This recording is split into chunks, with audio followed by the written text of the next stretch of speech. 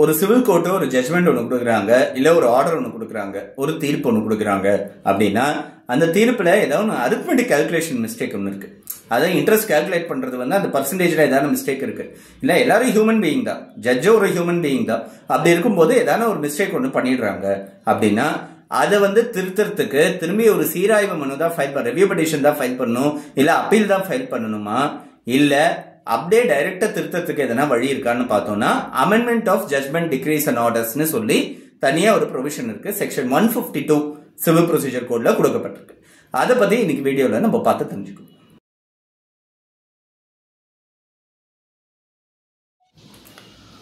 Section 152 civil procedure கோட்ல கொடுக்கப்பட்டிருக்கு. Clerical or arithmetic errors or errors arising thereupon. அதாவது clerical சம்பந்தப்பட்ட எதனா மிஸ்டேக், இல்ல அரித்மெட்டிக்கல் அதாவது கூட்டல் கழித்தல் சம்பந்தப்பட்ட எதனா ஒரு தவறுகள், இல்ல அதுல இருந்து ஏற்படக்கூடிய எதனா ஒரு எரர்ஸ், எதனா ஒரு சின்ன மிஸ்டேக்ஸ். ஸோ இந்த மாதிரி ஒரு மிஸ்டேக்ஸை சரி செய்யறதுக்கான ஒரு ரைட்டு கோர்ட்டு நேரடியா தானாக முன்வந்து கூட சரி செய்யலாம்.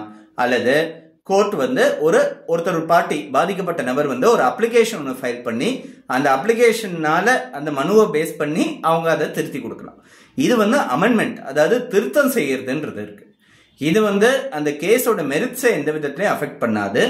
இது எதனா கிளரிக்கல் மிஸ்டேக், இல்லைன்னா ஒரு அரித்மெட்டிக் கால்குலேஷன் சம்பந்தப்பட்ட மிஸ்டேக், இல்லைன்னா சாதாரண ஒரு டைபோகிராபிக்கல் எரர், அந்த மாதிரி எதனா இருந்ததுன்னா அது திருத்தத்துக்கான ஒரு சான்ஸை தவிர்த்து இது அந்த கேஸோட ஃபேக்ட்ஸை பத்தி திரும்பி போறதுக்கான ஒரு வாய்ப்பு கிடையாது. இதுல பண்ணக்கூடிய திருத்தங்கள் வந்து அந்த கேஸோட மெரிட்ஸை வந்து பாதிக்க கூடாது.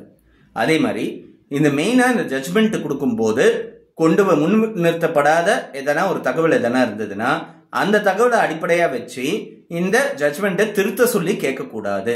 Facts which were not brought before the court at the time of judgment cannot form the foundation of interim application under section 152 அப்படின்னு சொல்லி ஒரு ஜட்மெண்ட்ல சொல்லப்பட்டிருக்கு. ஒரு டிகிரிக்கு வந்து ஃபைனாலிட்டி வந்திருக்குன்னா, அதாவது அதை அமல்படுத்த ஆரம்பிச்சாச்சு, அமல்படுத்தியாச்சு அப்படின்னா when decree becomes final and binding அப்படின்னா இதை வந்து திருத்தம் பண்ண முடியாது. திரும்பி வந்து இதை வந்து என்ன சொல்றது அமெண்ட் பண்ண முடியாது, ஒரு மிஸ்டேக் வந்து அமெண்ட் பண்ண முடியாது இந்த செக்ஷனுக்கு கீழே அப்படின்றது இன்னொரு முக்கியமான ஒரு விஷயம். இந்த அமெண்ட்மெண்ட் பெட்டிஷனுக்கு பதிலா ரிவ்யூ ஃபைல் பண்ணணும், அதாவது சீராய்வு மனு ஃபைல் பண்ணணுன்ற அவசியம் கிடையாது.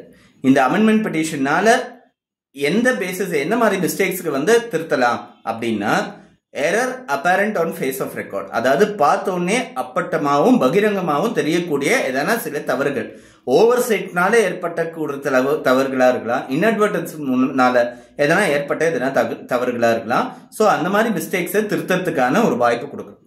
என்னோட அண்டர்லைங் பிரின்சிபல் என்னன்னா ஆக்டஸ் கியூரே நெமினம் கிராபபிட், அதாவது கோர்ட்டோட செயல் யாரையும் பாரபட்சம் விளைவிக்கும்படி நடந்துக்க கூடாது, யார் மேலேயும் பாரபட்சம் விளைவிக்கும்படி நடந்து இருக்கக்கூடாது அப்படின்னு சொல்லி ஒரு பர்டிகுலர் ஒரு மேக்ஸிமம் இருக்கு.